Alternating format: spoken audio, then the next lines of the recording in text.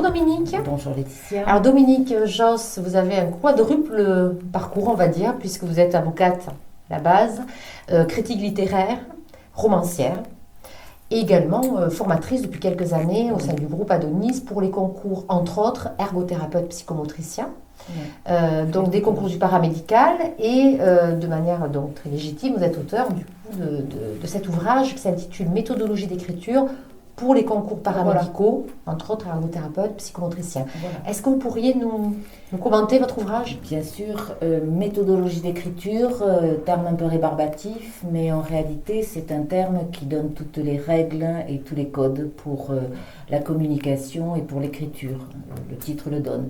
La communication c'est important à l'écrit comme à l'oral. À l'oral on y pense souvent, mais à l'écrit c'est le premier contact que le correcteur va avoir avec son étudiant. Donc je me suis occupée de la méthodologie des psychomotriciens et des ergothérapeutes. J'ai mis la même méthodologie dans le même fascicule parce que c'est exactement la même approche, sauf que les ergothérapeutes ont 1 heure de travail et un résumé plus court, et les psychomotriciens ont 2 heures, soit un seul texte, soit un texte avec quelques questions.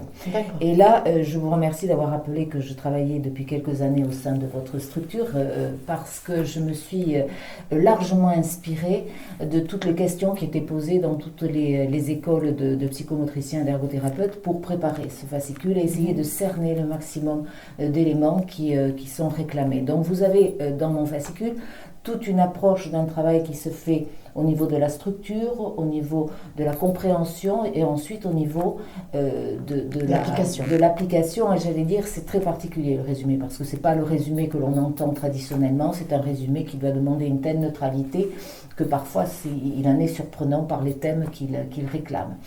Les psychomotriciens ont une partie qui travaille les questions aussi, le titre, les définitions et la discussion. Parce que parfois ils ont dans ces 2 heures-là faire une discussion.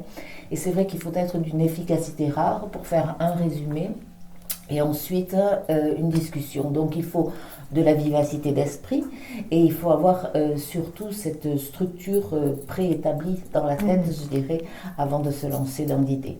Voilà, il suffit simplement de bien travailler la méthodologie. Alors je la fais avec un système qui est en premier une théorie, une application pratique, un exemple sur lequel les apprenants s'entraînent et ensuite je propose une correction. Et une fois que le travail est acquis, alors ils ont des sujets types que je leur propose, toujours avec la correction. Il y a plusieurs sujets d'entraînement. En principe, ça marche. C'est un travail qui est assez agréable, surtout si on aime les mots et la phrase. Donc il faut oser, à un moment donné, donner le bon vocabulaire. Voilà, ne pas avoir peur du mot.